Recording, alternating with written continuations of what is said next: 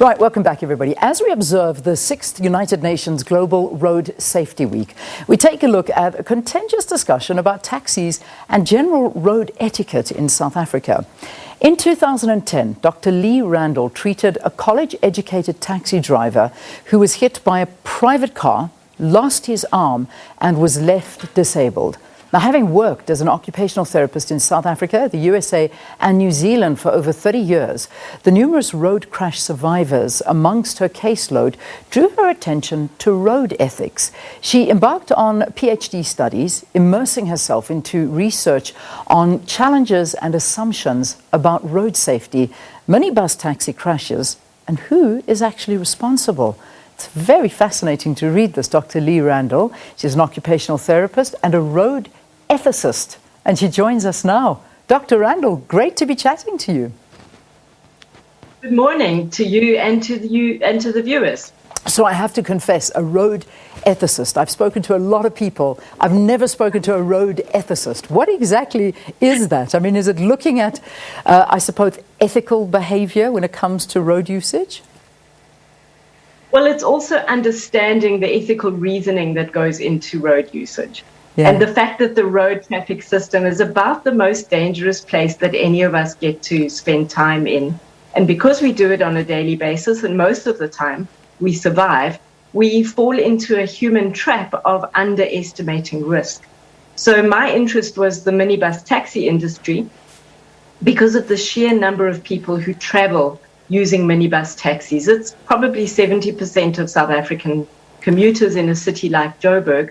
So it's a massive transport mode, and one that people are very dependent on. I think we saw that during COVID's hard lockdown, where really the only form of so-called public transport was actually minibus taxis that help connect people to key destinations. But there are great concerns around safety in the industry, because one taxi crash can cause multiple fatalities and injuries, some of which may be disabling, with permanent life-changing consequences. Yeah. So your study, or your look basically into this issue, and you've given it the title, "In Defense of Joburg Minibus Taxi Drivers." A lot of people will jump up and start shouting and saying, no, they're indefensible. You cannot be taking the side of the Joburg taxi drivers. Some even perhaps laughing at us at even the mere thought of it. But when you read from both perspectives, and we can see why people do get frustrated, but your study is showing a very holistic look at what is actually at play here. So talk to us about basically the whole idea of coming to this title and this study. Okay, well, road safety is a multifaceted set of responsibilities. So the model that I used comes from Sweden, which adopted the Vision Zero philosophy way back in the 90s. Most of the world has now moved to that philosophy, which is a belief that any road death is actually ethically unacceptable, because we have the know-how, we have the technology to actually prevent crashes or make them much less serious. So I borrowed from Sweden a model of moral responsibility for crash prevention, which has three facets to it. The first is blame responsibility, and that's pretty much where most people's thinking stops, and that is, well, he ran the red robot, or he overloaded the vehicle, or he was speeding. That is something that the drivers do, and in my study, they were very willing to acknowledge a level of blame responsibility. But the study went deeper, and the drivers pointed me deeper to the next level of responsibility, which is causal responsibility. In other words, what underlies this behavior? What is the cause? And there, the drivers' work conditions are a very key cause. And also, as we know in South Africa, things like corruption in the whole system, people buying or not having licenses at all, fraudulent roadworthy certificates, fraudulent operator permits, and traffic officials demanding bribes. So causal responsibility is well beyond the drivers themselves, and it's really about the system that we've created, of which they are just really an indicator species. They are showing some of the general ills in the system. Yeah.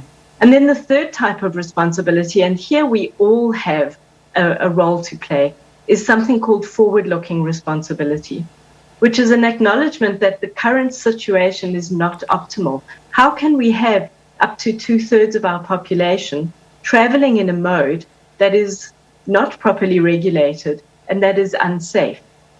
Unsafe not only to the passengers and the drivers, but also to other road users. How do we address this? How do we improve the situation? What can we do going forward?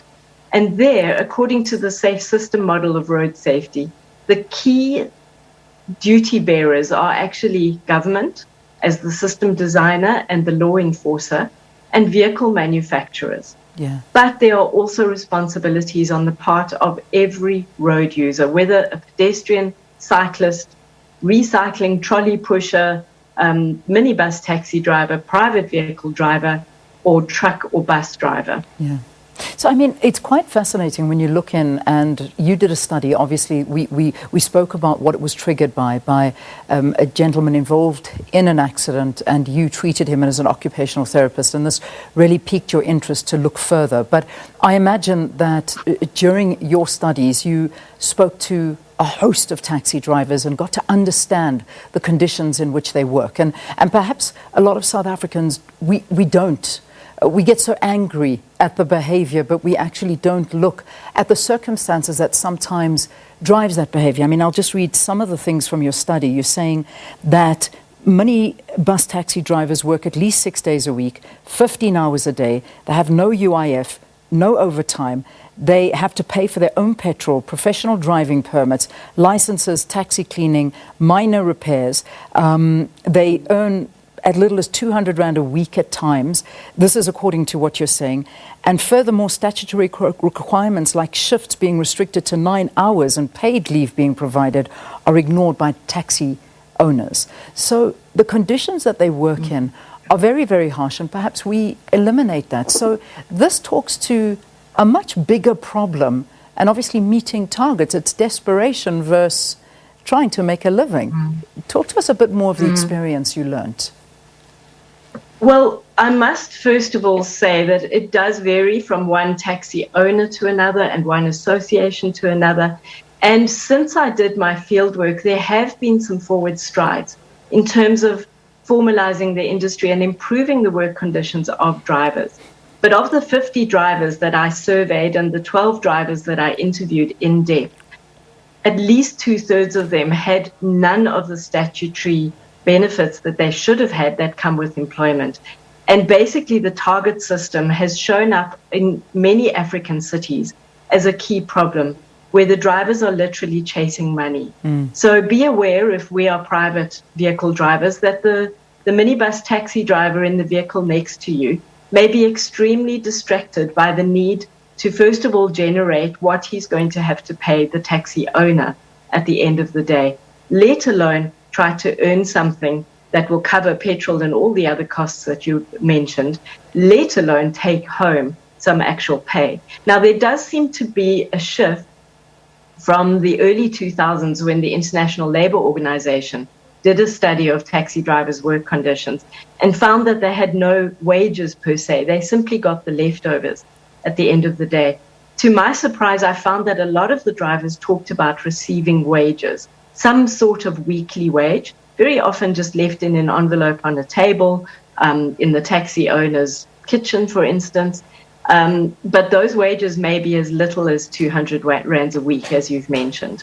So their package of earnings, to try and make it a livable wage or get anywhere close to national minimum wage, really requires them to behave the way they do, to overload, to speed, to drive recklessly, to cram in as many passengers as possible and as many trips as possible, especially, for instance, on the unidirectional trips. So say Soweto to Joburg in the morning, packed taxi coming into Joburg, empty taxi or almost empty taxi rushing back to Soweto. Those are called dead miles. Yeah. Those are not income generating miles. And so the driver on the return trip is stressing around the fact that petrol is being burnt, no fares are coming in.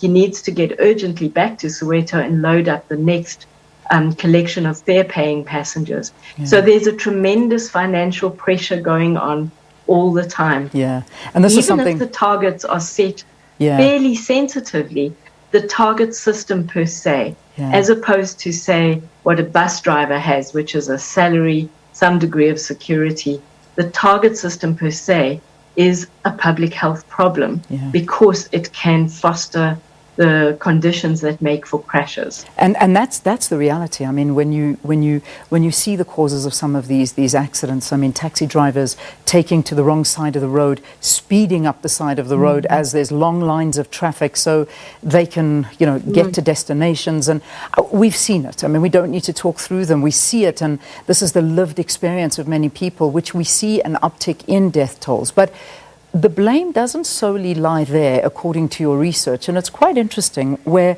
we actually talk to, and I know you have done a lot of comparative studies between, countries that are in very similar economic situations to South Africa. You also look at our BRICS partners and many other countries similar. But I think where you really do hit the nail on the head with a study is also looking at government, and also the geographic and the road infrastructure is just not adequate for this kind of public transport, and it never has been changed to accommodate the millions of people that are transported this way.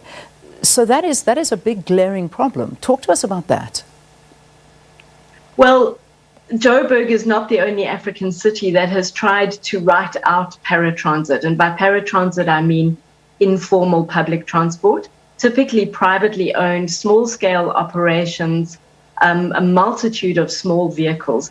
And other kinds of paratransit in the Joburg scenario would be, for instance, tuk-tuks, but they are a very minor part of the mix. In other African cities, it could include bicycle taxis or motorbike taxis, which we don't see here, but also rickshaws. So there's been a desire in the vision of a developed Africa, there's been a desire to move towards formalized public transport systems such as BRTs, bus rapid transit, and write out paratransit, kind of get rid of in some countries they're called matatus or border borders, our minibuses, and try and actually get rid of them. But it's really, really clear at this point in history that they're not going to disappear, and that they are superlative connectors. They actually allow people to reach destinations that the formal bus and train services, for instance, will never really be able to connect them to. So it's not a case of being able to write out paratransit. It really is a case, as you say, of designing the whole system around paratransit to make it safer. So, for instance, minibuses stop wherever they need to pick up and offload passengers. We all know that. We all grit our teeth at that. Some roads in a city like Joburg have designated stopping places.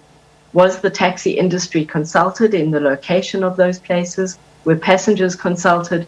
Very possibly not, because a lot of those places are actually not where passengers and drivers favor.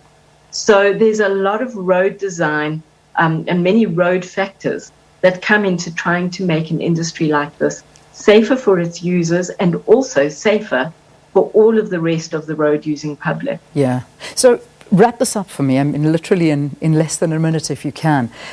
We have a divided viewer, I imagine, watching and saying you are defending the taxi industry and the taxi drivers for the way they drive. They are responsible, and they are, for a lot of road deaths, for a lot of frustration on the roads. I mean, there's anger, there's people dropped off at wrong destinations. We know this, and yet now you've spoken to us through some of the conditions. Where does the solution actually lie? And perhaps you can conclude this for us. Okay, well, I think part of the solution lies in all of us as road users, developing our ethical literacy, developing a greater understanding of the risks and the responsibilities and the small role that each road user needs to play. Government is absolutely critical. Government needs to shape the road system differently to protect the safety of the multitude of people who use the minibus taxi industry. So it's a multifactorial problem. It needs multifactorial solutions. We have to look to our lead agency for road safety, which is the Road Traffic Management Corporation, which has a great national road strategy in writing. It's time for better implementation.